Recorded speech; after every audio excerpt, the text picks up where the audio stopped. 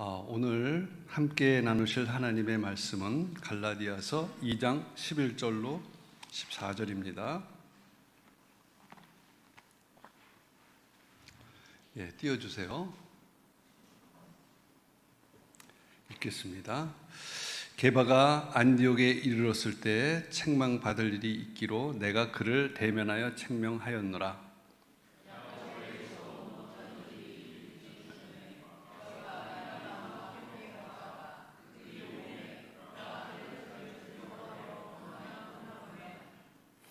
남은 유대인들도 그와 같이 외식함으로 바나바도 그들의 외식에 유혹되었느니라.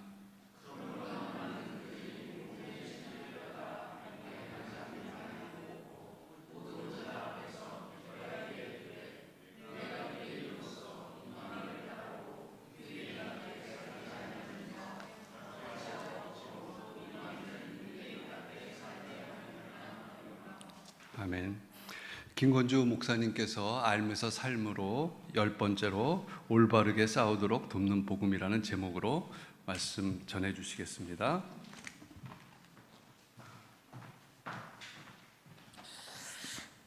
알면서 삶으로 마지막 메시지인데요. 제목이 올바르게 싸우도록 돕는 복음. 보고 놀라시지 않았어요? 뭘 싸워 그러잖아요. 근데 복음 우리에게 제대로 잘 싸워야 된다는 걸 가르칩니다. 이걸 잘 못해서 복음이 머리 안에만 있고요, 우리 삶으로 오지를 않아요. 그 무슨 이야기인지 차근차근 한번 살펴보죠. 저를 좀 봐주시겠습니까? 네. 읽다와 보다의 차이가 뭘까요? 동사 두 개요. 읽다, 보다. 차이가 뭘까요? 둘 다 눈으로 행해지는 거예요. 근데 차이가 뭘까요? 혹시 독일어 책을 읽으실 수 있는 분? 오늘 안 오셨어요. 그래서 이 이야기를 한 거예요. 근데 저도 읽습니다. 떠듬떠듬. 그런데 볼 수는 있어요. 우리가 다 봐요. 독일어 책을 딱 보면 영어하고 비슷하게 생긴데 중간에 보면 점들이 붙어 있고 그림이 좀 다르네. 보지요. 보는 거예요. 읽는 건 그 내용을 볼 수 있어야 돼요. 옆에 그림이 그려져 있습니다. 보이십니까? 저 보지 마시고. 그림을 되게 우리는 봅니다. 그죠? 그런데 그림을 읽어주는 분들도 계시죠. 이태리 여행을 갔다. 좋은 그림들이 많습니다. 그 그림을 설명해 주는 분이 없으면 대부분 우리는 보고 옵니다. 그래서 뭐라 그래요? 그림 참 좋다 하고 옵니다.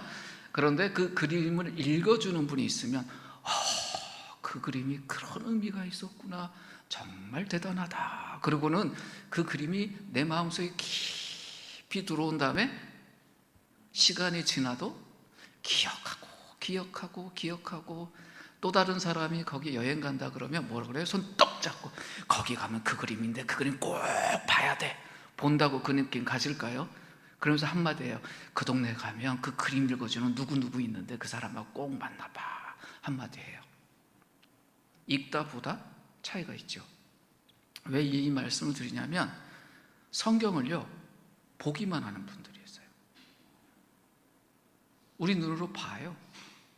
그런데 머리로 읽지를 않아요. 그럼 그 내용이 내게 될까요? 되지 않아요. 그럼 읽다라는 말하고 새기다라는 말의 차이는 뭘까요? 읽었어요. 그 정보가 내 속에 들어왔어요. 근데 그것이 내 중심에 들어오지 않으면 새겨진 게 아니에요. 머리로 읽긴 하지만 가슴에 새기지 않는 사람들이 있어요.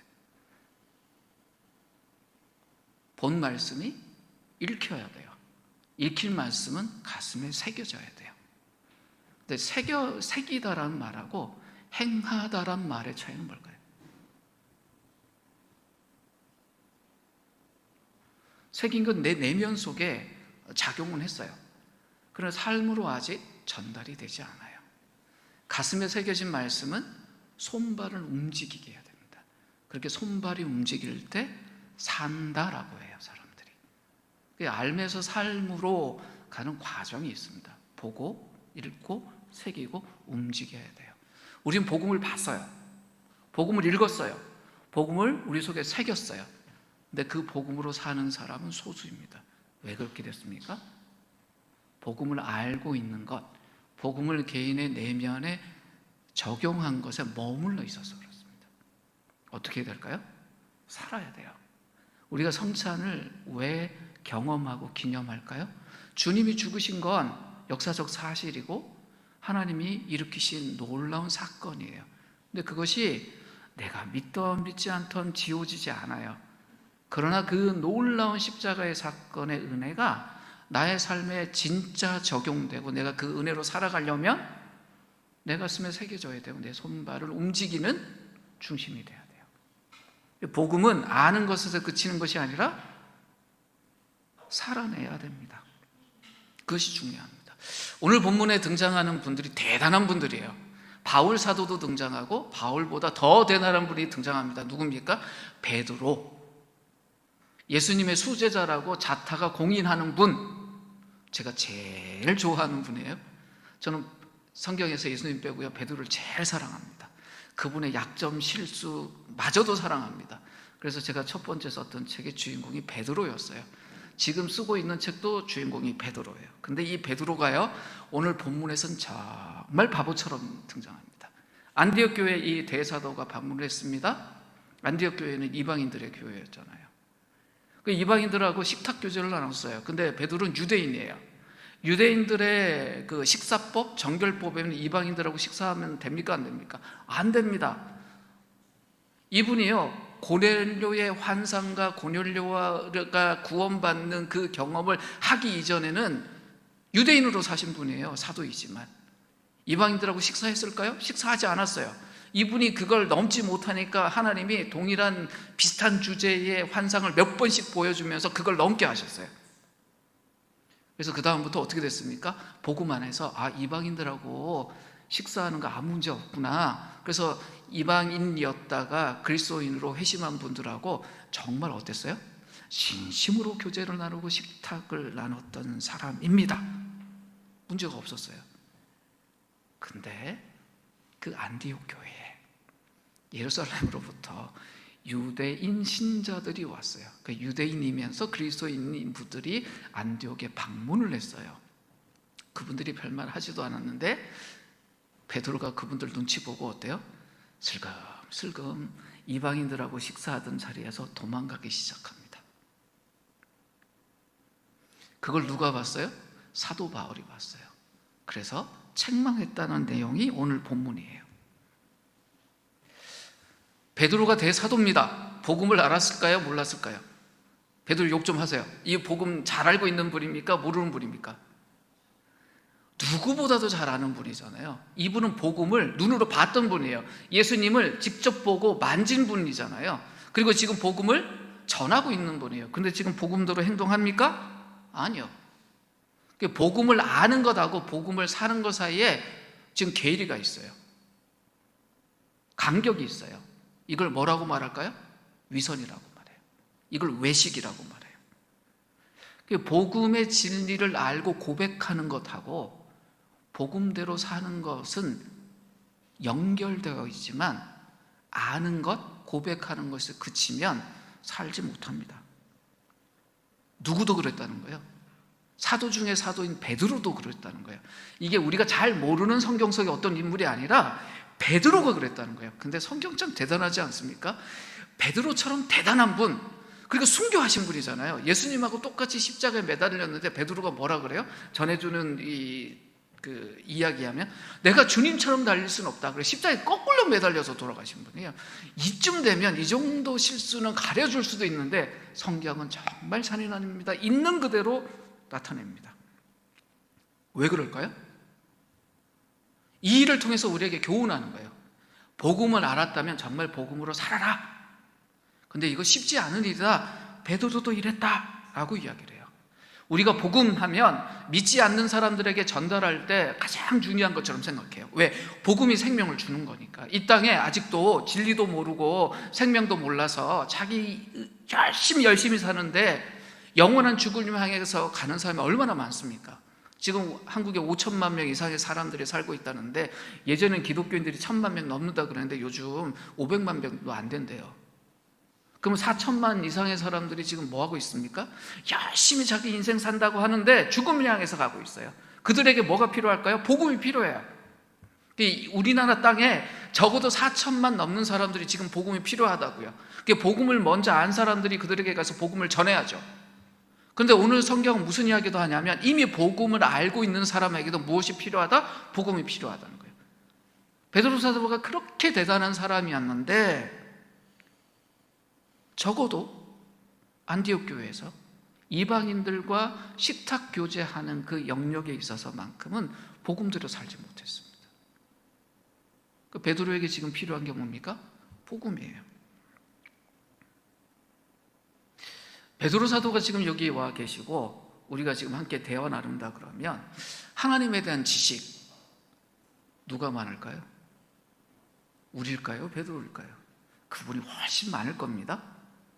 그 많은 지식과 경험을 갖고 있는데 베드로가 지금 뭐 하고 있어요? 위선하고 있어요.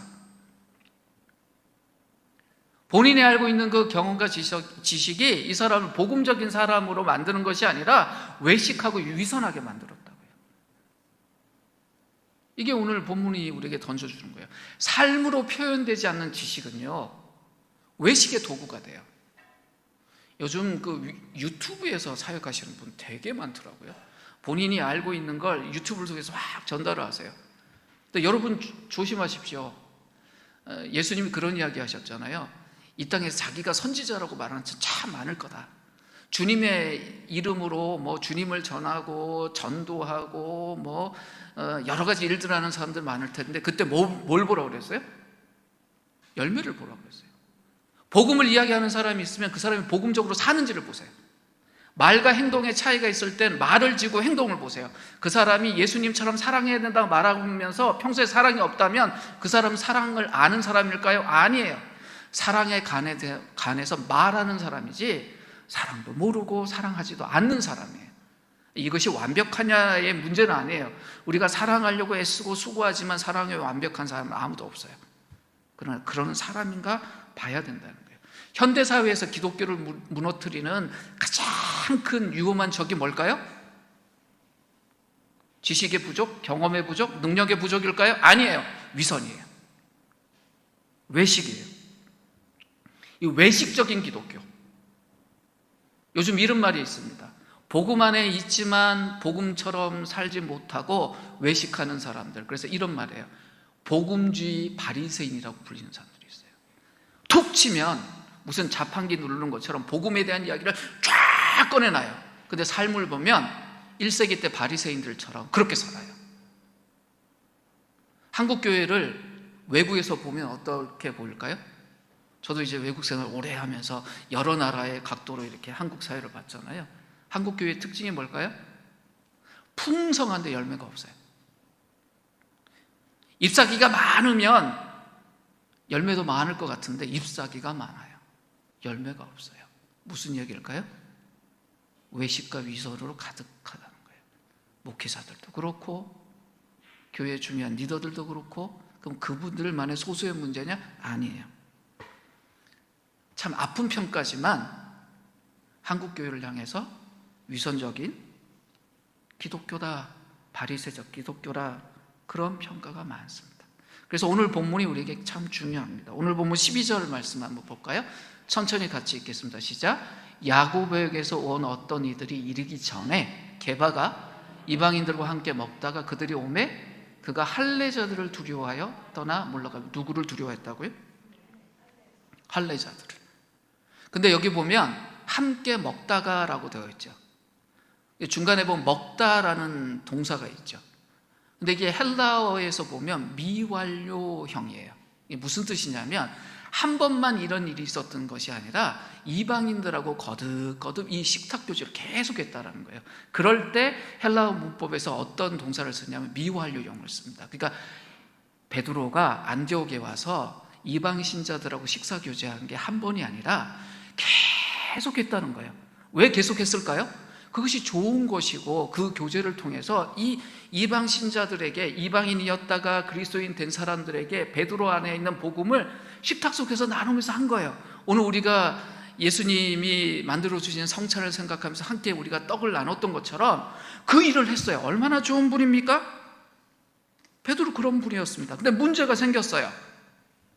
예루살렘에서 할례자들이 왔네요. 근데 할례자들이 나타나는 순간 문제가 된 게 할례자들이 뭐라 그러지도 않는데 베드로 머릿속에서 지진이 났어요. 어떤 거예요? 그들을 의식하기 시작했어요. 그들이 어떤 사람인지 알잖아요. 특별히 표현을 뭐라고 했습니까? 할례자들. 유대인들 중에 그리스도인이 됐는데 아직도 뭘 중요하게 여기는 분들이요? 이분들은 할례를 중요하게 여기는 분들이에요. 그 정도 된 사람들이니 이방인들과 베드로가 같이 있는 거 있으면 불편했을까요? 불편하지 않았을까요? 불편해 여길 것이란 걸 알고 있었어요. 그러니까 점점 어떻게 될까요? 그들 앞에 베드로가 이방인과 같이 식사하고 있는 자리를 보여주기 싫었던 거예요. 베드로 안에 무슨 마음이 있었습니까? 대사도로 인정받고 있는 그것이 흔들리지 않길 바랐어요. 이방인들에게도 복음을 알려주는 좋은 사도이기를 원했지만 누구에게도요? 예루살렘에서 온 그 할례자에게도 베드로 사도로서 자신의 위치가 흔들리지 않길 바랬어요. 비난받는 게 싫었어요. 그들과 갈등이 일으키기 싫었어요. 그러니까 어떻게 합니까? 자기가 옳다고 생각했던 그 자리에서 슬슬 피해요. 어느 날은 그렇게 하다가 딱 현장에서 바울에게 들킨 거예요. 이 안디옥 교회에서 이 베드로의 행동에 대해서 존 스토트 목사님이 평가한 게 있습니다. 정말 좀 뭐라 그럴까요? 예리하게 평가하셨어요. 같이 한번 읽을까요? 여종을 두려워하여 주님을 부인했던 바로 그 베드로가 이제는 할례주의자들을 두려워하고 있다. 그는 여전히 복음의 진리를 믿었지만 그것을 행동으로 옮기는 데는 실패하고 말았다. 예수님이 십자가에 매달리시던 그때에 베드로가 가장 가까운 곳까지 따라갔지만 여종이 두려워서 주님을 부인했었잖아요. 근데 부인하는 그 순간에도 베드로는 누구보다도 복음에 대해서 잘 알고 믿었던 사람이었습니다. 근데 지금은 여종이 아니라 누가 두려워서요? 예루살렘에서 온 그 할례자들이 두려워서 또 뭐하고 있다고요? 복음의 진리를 행동으로 드러내는 데는 실패했다라고 이야기합니다. 이게 얼마나 심각한 상황이었냐? 이어지는 13절 말씀 보면 띄워주시겠어요? 같이 읽겠습니다. 시작. 나머지 유대 사람들도 그와 함께 위선을 하였고 마침내는 바라바까지도 그들의 위선에 끌려갔습니다. 베드로의 영향력이 이랬어요. 대사도잖아요. 베드로가 그렇게 행동하니까 유대인 신자들이 다 베드로처럼 위선한 거예요. 무슨 말입니까? 베드로가 이방인들과 식사교제할 때 다른 유대인 신자들도 이방인들과 식사교제하고 있었는데 베드로가 그걸 끊어버리니 따라가기 시작했다는 거예요. 근데 심각한 건 마침내 누구도요? 바나바가 어떤 사람입니까? 바울하고 같이 이방인 선교에 헌신하고 목숨 걸고 이방인들에게 복음 전했던 사람인데 지금 바나바가 뭐하고 있대요? 베드로처럼 위선하고 있대요. 위선이란 게 이렇게 무섭습니다. 작은 누룩이 빵을 다 발효시켜버리는 것처럼 이 위선이라는 것이 이렇게 무서워요. 이런 상황 앞에서 바울이 어떻게 행동해야 될까요? 그냥 좋은 게 좋은 거니까 눈 감고 가만히 있어야 될까요? 그럴 수 없잖아요. 자신의 가장 중요한 멘토였고 동역자였던 바나바마저도 지금 위선하고 있어요. 이게 엄청난 사건입니다. 어떻게 해야 될까요? 오늘 본문은 아주 디테일한 구체적 상황은 말하고 있지는 않지만 이렇게 중요한 갈등 상황이 벌어졌을 때 그 문제를 어떻게 풀어야 되는지의 좋은 예를 바울과 베드로의 모습 속에서 보여줍니다. 특별히 바울의 행동을 주목해서 좀 보지요. 우선 볼 거는 바울이요, 공개적으로 베드로에게 접근을 했습니다. 말씀 한번 띄워주시겠어요? 2장 14절 안에 보면 중간에 모든 자 앞에서 게바에게 이르되라고 합니다. 세번역 성경으로 보면 모든 사람 앞에서 게바에게 이렇게 말하였습니다 라고 합니다. 바울은 문제 일으킨 베드로를 피하지 않았고 험담하지도 않았고 괴롭히지도 않았습니다. 그 갈등 상황에 있는 베드로에게 직접 찾아가요. 게다가 공개적으로 갔습니다. 모든 일을 공개적으로 할 필요는 없지요. 그러나 이 상황은 공적인 일이었잖아요. 그래서 공적인 일이었기 때문에 공개적으로 찾아가서 이 문제를 해결하려고 합니다.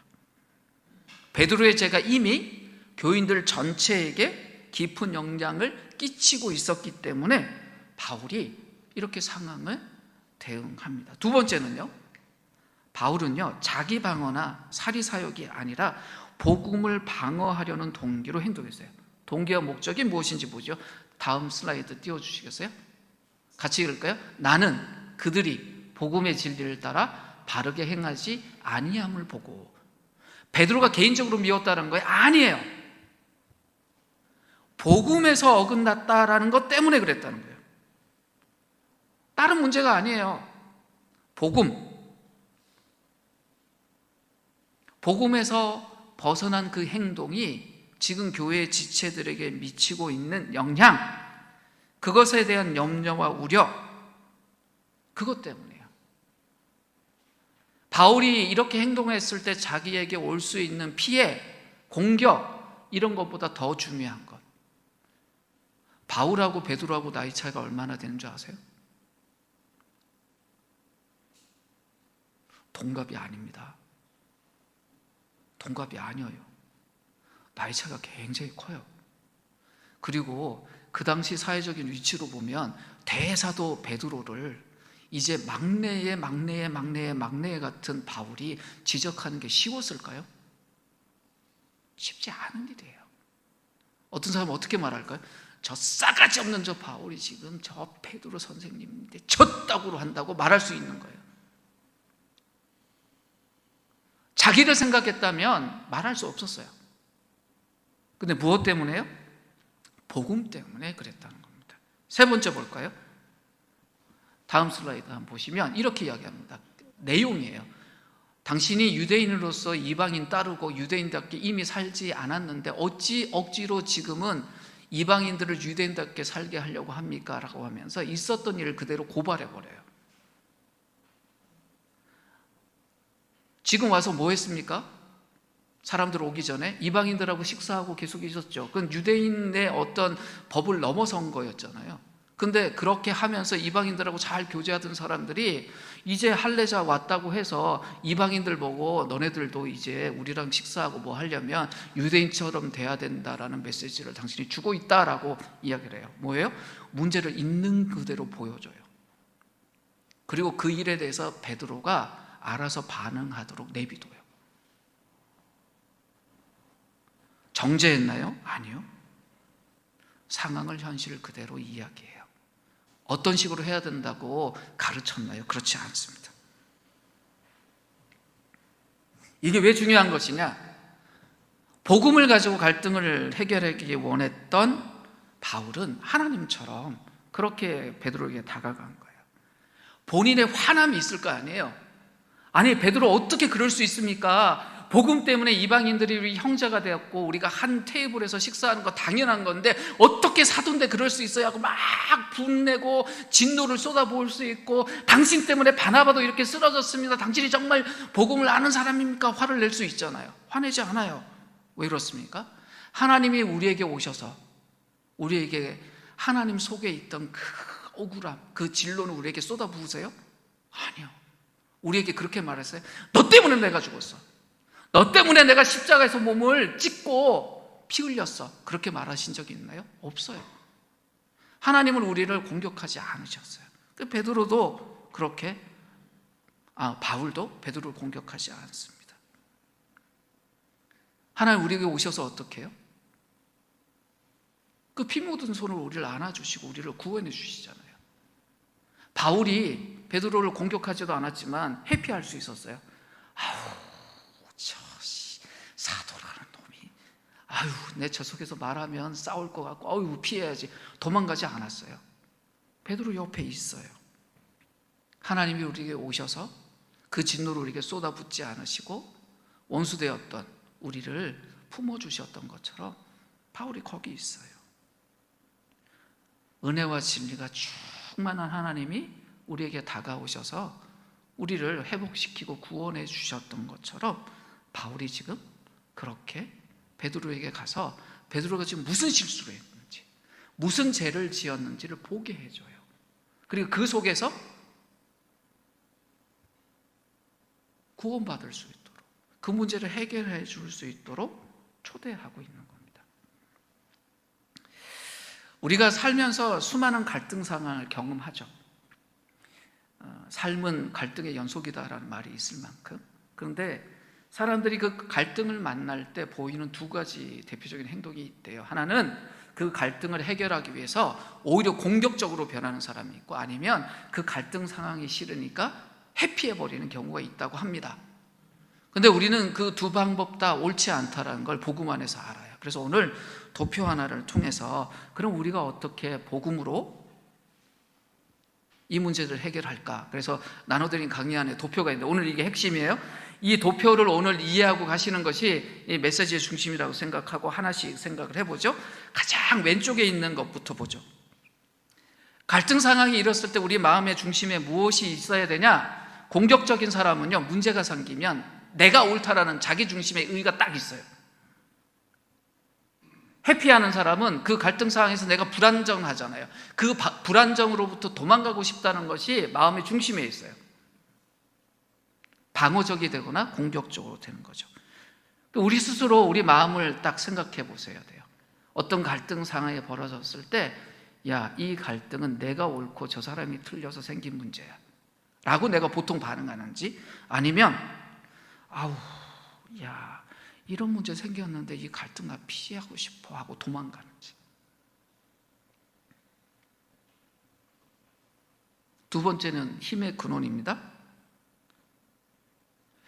내가 갈등을 딱 만났을 때 혹시 내가 공격적으로 변한다면 무엇 때문에 내가 공격적으로 변하는지, 또 회피한다면 무엇 때문에 내가 회피하는지 살펴봐야 돼요. 체면이 깎이는 것? 내가 틀리다는 게 드러나는 것? 아니면 지금 좋은 분위기가 깨어지는 것? 다른 사람이 나를 인정해 주지 않는 것? 이런 것들을 염려하고 있는지. 그렇다면 우리가 두려움에서, 또 우리가 옳다라는 자만에서 벗어날 수 있도록 우리 마음을 고쳐야 합니다. 이 전념이라고 되어 있는 건 뭐냐면, 갈등 상황이 딱 벌어졌을 때 어느 것에 집중하냐는 거예요. 공격적인 사람은 옳은 걸 찾아요. 그래, 너랑 나랑 지금 싸우니 뭐가 옳은지 한번 따져보자. 네 말이 옳은지 내 말이 옳은지 따져보자. 이 정의가 중심에 가요. 근데 도망가는 사람의 특징은 뭐냐면, 아우, 싸우는 거 자체가 싫어, 옳고 그름 따지지 말고 그냥 조용하자, 도망가 버려요.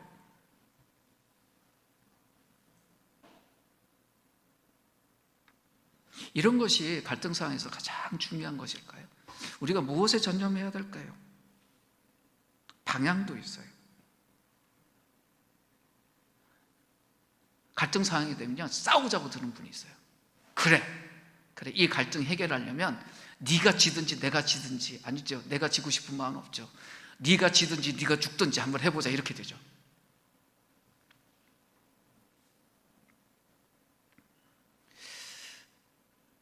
어떤 방향으로 가야 될까요? 거부하고 두려움을 나타내고 도망가는 방법일까요? 아닙니다. 추구와 또 목적도 있습니다. 갈등 상황을 어떤 방향으로 끌고 가냐는 거예요. 공격적인 사람은 갈등 상황이 생기면요, 자기가 옳다라는 보고 쪽으로 가요. 그러니까 논쟁적으로 바뀌어요. 너하고 나하고 싸우는 건 솔직히 이 문제 때문인데 네가 맞냐 내 말인데 따져보자. 결국 어디로 가요? 자기가 옳다는 자기 보고로 가요. 회피하는 사람은요, 어디로 갈까요?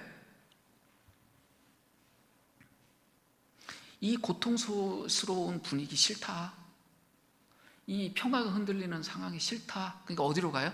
조용한 게 좋지 않냐 하고 도망가 버려요. 그게 옳은가 생각해 봐야 됩니다. 그럼 어떻게 될까요? 이런 공격적인 것, 또 회피 성향, 이런 것이 옳지 않다면 우린 복음적으로 갈등을 해결할 수 있어야 되잖아요. 제일 오른쪽에 있는 부분을 한번 가볼까요? 제로에 뭐가 있습니까? 회개와 용서라는 게 있습니다. 복음적으로 갈등을 해결하는 출발점이 뭐냐면 회개와 용서예요. 이게 무슨 말이냐면, 갈등 상황이 왜 벌어졌어요? 저 좀 봐주세요. 우리가 어떤 갈등 상황에 부딪혔을 때 이게 왜 벌어졌을까요? 저놈하고 나하고 의견이 달려서 부딪혔다. 그러니까 의견이 조금이라도 나은 놈이 낫고 못한 놈이 져야 된다. 이건 공격적인 사람이에요. 아니 이런 상황이 싫어, 이런 거는 사람들이 다 그래, 아우 싫어, 이걸까요? 아니에요. 갈등이 왜 일어났을까요? 나 때문이에요. 왜요? 내가 평소에 생각하는 나보다 내가 어떤 사람이니까, 죄인이라서. 복음이 우리에게 늘 말해주는 게 뭡니까? 성경 앞에 우리가 설 때마다 우리가 우리 자신에 대해서 뭘 봐요? 나 괜찮은 사람인 줄 알았더니 정말 나 죄인이었구나. 내 마음속에 마음의 우상들이 있고 늘 내가 이렇게 죄인이었구나라는 걸 깨닫잖아요. 죄의 행동을 많이 해서 우리가 그걸 깨닫나요? 아니에요. 복음 앞에 서서 그렇잖아요. 갈등을 해결하는 복음적인 행동에 가장 우선에 뭐가 있냐면 이거예요. 아, 내가 내 생각보다 부족한 게 있었구나. 내가 죄인이라서 이 갈등이 시작됐구라는 회개가 먼저 시작되는 거죠. 동시에 뭐가 생각날까요? 그런데 내가 하나님께 이런 내가 이렇게 부족하고 죄인인 내가 용납받았잖아. 그러면 이 부분에서도 주님이 용납하실 거야. 그리고 내 앞에 있는 저 사람 나도 용납하실 거야, 용서하실 거야. 이 갈등 문제는 우리가 회개하고 용서를 구하며 풀 수 있어라고 생각하는 거죠. 내가 옳아서 이 문제를 내 중심으로 풀겠다는 게 아니에요. 내가 이 갈등 안에서 인정해야 될 게 있다. 회개해야 된다. 혹은 갈등 사항이 싫어서 그 상대편을 멀리했던 마음도 용서받아야죠. 그러면서 어떻게 될까요? 그 시선이 하나님 바라보게 됩니다. 이 문제를 해결하기 위해서 하나님 바라보고 맡기게 되겠죠.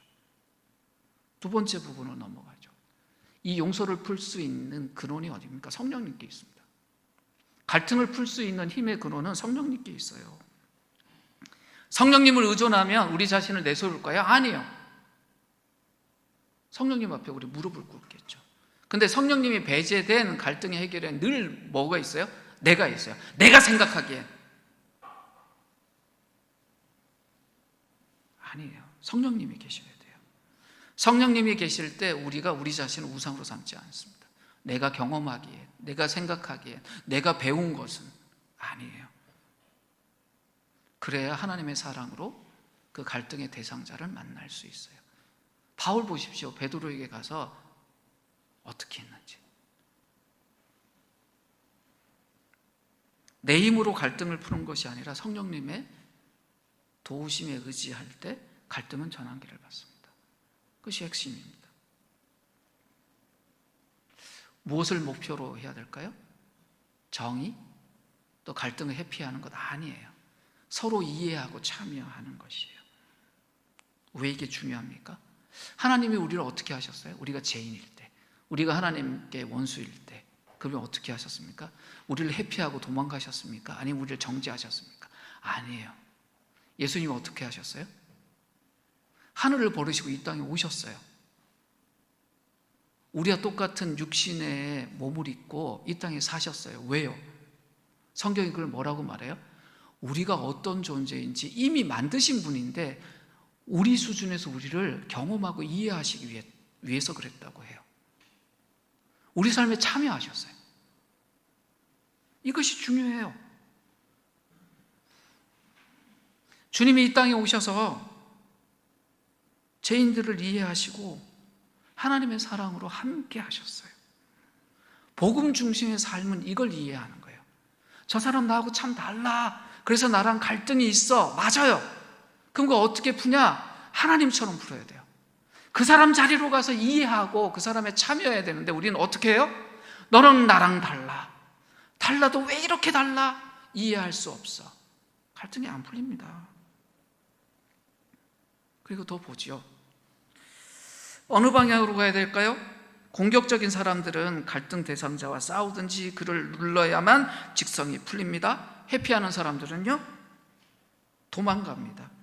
혹은 이건 갈등 상황이 아니라고 자기 스스로에게 말하고 그냥 숨어버립니다. 근데 복음의 방식이 뭐예요? 그렇지 않아요. 설명하고 초청해요. 예수님이 자기를 십자가에 못 박은 바리새인들에게 끊임없이 뭐 하셨어요? 복음을 설명하셨어요. 예수님이 십자가에 못 박히실 때 가장 반복해서 말씀하셨던 게 뭔지 아십니까? 너희가 하는 일을 너희가 모르고 하는 일이다 라고 하면서 끊임없이 그들에게 복음을 설명하셨어요. 갈등의 상대나 내가 복음에 대해서 잘 모를 때가 있어요. 그럼 끊임없이 그 갈등을 해결하기 위해서는 우리에게 뭐가 필요해요? 복음이 필요해요. 그러니까 복음의 설명이, 초청이 우리에게 필요합니다. 예수님이요, 이 땅에 오셔서 그 죄인들하고 끝없이 식사 나누시고 그 죄인들을 부르셨어요. 그걸 이해 못하는 사람들 욕먹으면서도 늘 그들과 함께 하면서 복음을 설명하시고 함께 하셨어요. 그러면 이런 갈등을 해결하는 것이 뭘 목표로 해야 될까요? 오늘 보면 도전하는 삶이라고 되어 있어요. 이게 무슨 말이냐? 공격하는 사람은 다른 사람 다 죽이고 자기 혼자 안전을 추구해요. 갈등 상황에 있어서 도망가는 사람은 어떠냐면 그 고통스러운 분위기의 삶이 싫어서 훅 도망가 버려요. 그 고통스럽지 않으면 돼요. 근데 복음은요, 도전하게 해요. 어떤 도전이요? 안정과 안락을 자기 힘으로 유지하려고 하는 그걸 깨트려요. 갈등 상황이 있을 때 공격하는 사람은 자기 힘으로 안전을 지키려는 거예요. 내가 무너지면 안전이 무너진다. 갈등 상황에서 도망가는 사람은 평안한 분위기, 그것이 자기 우상이에요. 근데 복음은 우리에게 뭘 말해요? 자기 스스로 안정과 안락을 유지할 수 없다. 그건 우상이라고 말을 해요. 그래서 복음은 갈등에 도전하게 합니다. 바울 보십시오. 베드로에게 가서 문제를 지적합니다. 갈등이 더 커질 수도 있었습니다. 그러나 성령께 맡기고 갑니다. 하나님의 사람은요, 갈등 해결을 포기하지 않아요. 갈등을 해결해야 된다고 생각해요. 왜냐하면 하나님이 그러셨잖아요. 이 땅에 오셔서 사람들과 이 세상 속에 있는 갈등 속으로 들어가셔서 그걸 해결하신 분이에요. 그 덕에 십자가를 지셔야 했지만 그렇게 하셨습니다. 이것이 우리에게 주는 교훈이 뭘까요? 우리가 주님의 방식으로 갈등을 해결하려고 하면 주님이 우리를 인도하신다는 거예요. 지금 어떤 삶의 문제에서 갈등 문제가 있다면 그거 풀고 싶으시잖아요. 저도 지금 몇 가지가 있는데 용기를 내지 못하고 있어요. 저는 공격형이 아니라 좀 회피형인가 봐요. 좀 피하고 있어요. 그런 거 스스로 말해요. 이건 갈등이 아니야, 갈등이 아니야, 갈등이 아니야 이러는데 주님은 자꾸 너 갈등 해결해야 돼 밀어대시는데 제가 용기가 없나 봐요. 갈등을 왜 해결해야 되냐? 목표가 있어서 그렇습니다. 하나님의 영광과 서로 간의 유익을 위해서 그렇습니다. 특별히 상대방의 유익을 추구하는 거예요. 갈등 앞에서 공격적인 사람은 자기 중심적으로 움직인다 그랬잖아요. 자기 영광이 중심이에요. 도망가는 사람은요, 핑계를 대서라도 평화를 유지하고 싶어 해요. 근데 그건 사실 자기의 감정적인 유익을 원하는 것이 진짜 평화는 아니잖아요. 그럼 복음적으로 갈등을 해결하려면 어떻게 돼요? 내가 죄인인 걸 인정해야 돼요. 이 갈등의 원인이 나의 죄됨 때문이구나. 내가 아직도 이런저런 문제가 있어서 이 문제에 중심이 있구나 인정하는 거죠. 그리고 내가 추구해야 될 평화는 내가 만들어내고 내가 도망가는 평화가 아니라 하나님이 주시는 평화임을 알고 그분의 구원의 손길에 우리 자신을 맡겨야 합니다. 복음은 늘 우리에게 이야기를 해요. 우리만의 힘으로 살지 말라고. 갈등 상황에서도 그렇습니다. 복음으로 살라고 이야기를 합니다. 그렇지 않으면 우리도 위선해요. 내가 잘나서 갈등 해결하고 평화를 유지한다라고 생각합니다. 그렇지 않습니다. 그럴 때 어떤 결과가 나와요? 치유와 화해의 결과가 나와요. 공격적인 사람은요, 갈등 통해서 주변 사람들 다 공격해버립니다. 그래서 주변 사람들하고 분리돼요. 그런데 회피하는 사람은요, 거짓 평화 추구하면서 문제 해결하지 못합니다. 그래서 관계의 골이 점점 깊어집니다. 근데 복음은 어떻게 할까요? 우리를 자연스럽게 하나님과의 화해의 그 장소로 우리 자신과 상대편을 이끕니다. 무슨 이야기입니까? 우리가 하나님 사랑하고 이웃 사랑하는 자리에 성령의 일하심이 나타난다는 거예요. 성령이 우리의 상처를 어루만질 자리가 어디냐면 우리가 이웃과 사랑하고 그 사랑을 이루기 위해서 갈등을 해결하려고 하는 그 자리에 성령이 나타나신다는 거예요. 우리가 죄인이기에 늘 삶 속에 갈등이 있습니다. 이런저런 이유로 작은 것, 큰 것 계속 있어요. 어제 하루만 생각해도 수많은 일들이 있을 거예요. 마음속에, 실제 관계 속에, 머릿속에 있었던 그 갈등의 원인들이 무엇인지 찾아봐야죠. 이제 말씀 마무리하려고 합니다. 오늘 주인공이 누구였죠? 바울하고 베드로였어요. 한국 사회에서 이 문제가 벌어졌으면 어떤 평가를 받았을까요? 이 두 분 다 복음에 굉장히 중요한 사람들인데 바울과 이 베드로의 사건이 한국에서 딱 벌어졌으면 무슨 이야기 했을까요? 저 예의에 맞지 않는 놈이란 말이 나왔을 겁니다. 우리가 복음을 알고 복음으로 산다고 하는데 우리 삶 속에는 그 복음으로 살지 못하게 하는 여러 장애물들이 있어요. 근데 한국 사회의 특별한 장애물이 뭐냐면 예의예요. 갈등 상황이 벌어지면 딱 나오는 게 뭐예요? 너 나이 몇 살이야? 딱 그거부터 나와요. 그 예의가 어떤 게 있어요? 너 이 일 몇 년 했니? 이걸 넘지 못하면요, 복음이 우리의 삶에 적용되지 않아요. 그런데 놀라운 거 보세요. 갈라디아서에 보면 바울이 이야기를 하잖아요. 내가 그때 베드로를 공개적으로 문제 지적했다. 그런데 초대교회 역사에 이 갈라디아서 이후에 베드로하고 바울하고 사이가 좋았습니까? 나빴습니까? 나빴다는 기록이 하나도 없잖아요. 무슨 말이에요? 이분들이 잘 살았다는 거예요. 이 두 분 다 어떤 분들이었어요? 복음 안에서 이 갈등을 해결했다는 거예요. 이게 우리에게 중요합니다. 두 분 다 왜 그럴 수 있었을까요? 복음 앞에 있어서 그랬어요. 이 두 분 다 늘 뭘 생각했어요? 자기 자신이 내가 생각하는 것보다 내가 진짜 죄인이구나. 베드로는 뭘 느꼈을까요? 내가 고넬료에 그 환상도 보고 고넬료에 가서 말씀 전하고 그 이방인이 하나님의 백성이 되는 거 보고 내가 기뻐하고 안디옥에 와서 수많은 이방인 신자들 만나면서 식탁교제할 때 그렇게 기쁨이 있었는데 아이고 저 예루살렘에서 온 사람들에게 내가 비난 안 당하고 갈등 안 하고 내가 사도로서 체면 지키려고 하다가 이렇게 내가 위선하고 아이고 내가 이런 사람이 있구나 깨달았겠죠. 그렇기 때문에 변할 수 있었어요. 그러면서 뭘 봤을까요? 하나님은 이런 나도 사랑하시고 용납하시고 나를 이렇게 세우시는구나. 베드로가 이 일을 통해서 뭘 봤을까요? 다시 한번 십자가에 매달리신 그 주님 봤을 거예요. 주님, 사도로 세워지고 이렇게 사역하는 중간에 제가 또 쓰러졌는데 주님 저를 이렇게 바라보시는군요. 우리에게 무엇이 필요합니까? 복음이 필요합니다. 복음을 아는 것에만 머물지 말고 복음 우리의 삶의 방식이 되어야 됩니다. 다시 처음으로 가죠. 오늘 설교 제목이 뭐죠? 올바르게 싸우도록 돕는 복음이에요.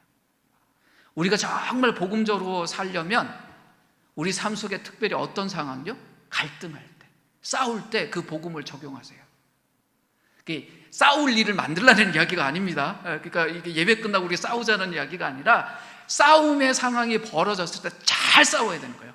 싸움이 싫다고 도망가지 마시고 그 싸울 때 무조건 내가 이겨야 된다라고 이 세상적인 육신적인 그런 방법이 있는 것이 아니라 하나님이 그 갈등과 문제를 해결했던 그 복음의 방식, 우리를 구원하고 살려내셨던 그 방식이 얼마나 좋은 건지 알고 우리가 안다면 그 방식이 우리의 삶의 방식이 되도록 할 때 내가 진짜 복음을 따라 사는 사람이구나. 그 복음 때문에 이 갈등이 해결되고 우리 서로가 살았구나. 그걸 경험할 수 있다는 거예요. 개인의 관계, 공동체 안의 관계, 사회 안에서 관계 안에서 누구의 탓인가를 따지는 그런 세속적이고 육적인 자리에 서는 것이 아니라 성령의 인도하심을 따라서 갈등의 자리에 복음을 전할 때 하나님의 영광이 나타나고 나와 상대방에게 가장 놀라운 유익이 나타나는 그런 복음적인 삶을 살 수 있다는 것입니다. 우리 개인과 우리 공동체가 그랬으면 좋겠어요. 지금 한국 사회의 특징이 뭡니까? 너무나 갈라져 있어요. 이런저런 이유 때문에 식사 안 하겠다잖아요. 베드로가 식사 잘하다가 도망갔던 것처럼 아예 같은 가족도 무슨 문제가 걸리면 식사 안 한다며요. 이렇게 갈라져서 되겠습니까? 정말 복음이 필요한 사회입니다. 이 시간 잠시 짧게 기도할 때 일주일 삶을 돌아보시면서 야, 내가 그 관계 안에 정말 복음을 적용했어야 되는데 인정하시면 돼요. 그리고 뭘 구해야 돼요? 성령님이 함께 해주십시오. 저도 이 기도할 때 마음이 너무 아파요. 금요일날 토요일날 전 큰 두 건의 사건이 있었어요. 갈등 상황이 있었다고요. 근데 지금 도망갔어요. 두 건 다. 주님, 이걸 어떻게 해결해야 됩니까? 해필이면 왜 이번 주에 이런 사건을 주셔서.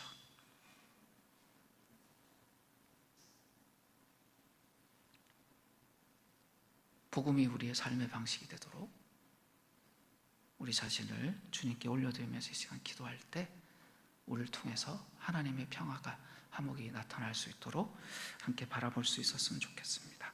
함께 기도하겠습니다. 주님, 아버지, 우리 함께 하소서. 우리를 지키소서.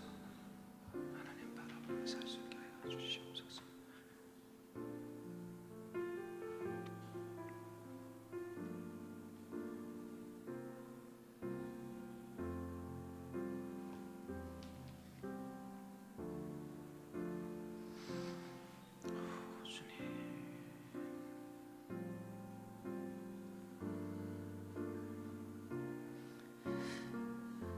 하나님, 우리가 하나님의 원수이고 여전히 죄인일 때 우리에게 오셔서 당신의 생명을 주시고